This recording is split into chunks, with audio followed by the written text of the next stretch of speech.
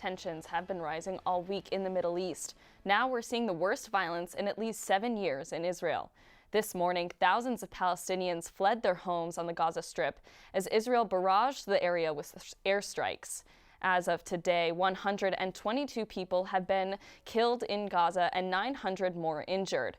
On the other hand, 7 Israelis have been killed and 523 injured.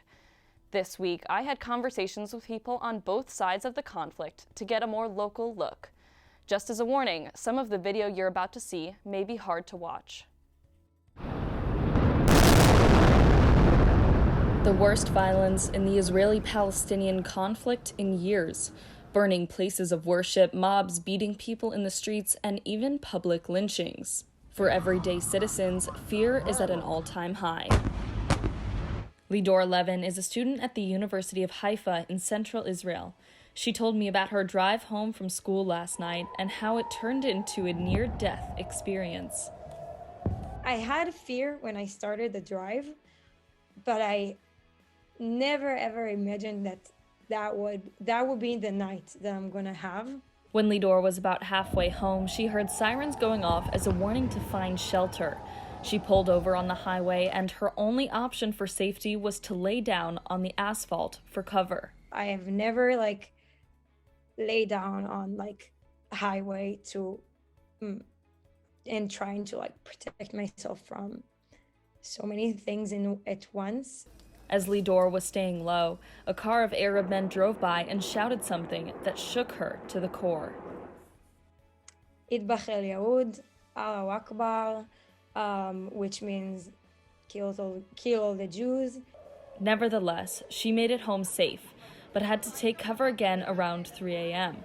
It was then that a bomb hit a house nearby, only heightening Lidor's stress. Was there a moment that you feared for your life? Yes, of course.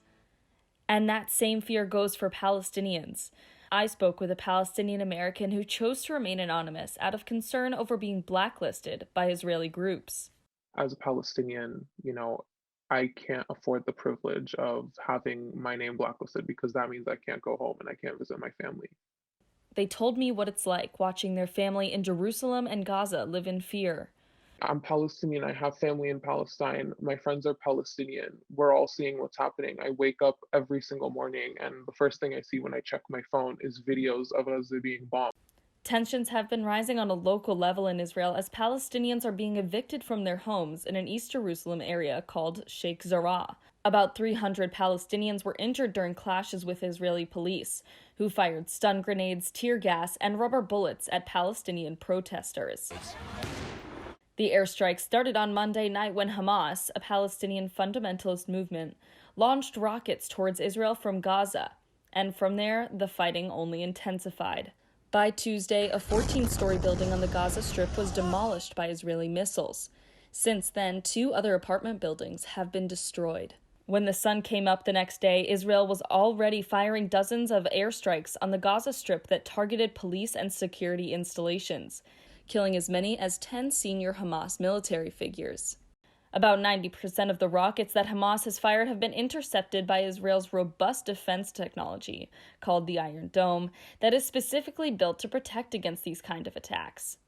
The Iron Dome system has been delivering and has saved countless Israeli lives, but at the end of the day, the rocket fire that we saw towards central Israel, towards Tel Aviv, and really the heart of Israel, is of course totally unacceptable, something that the IDF will not stand for.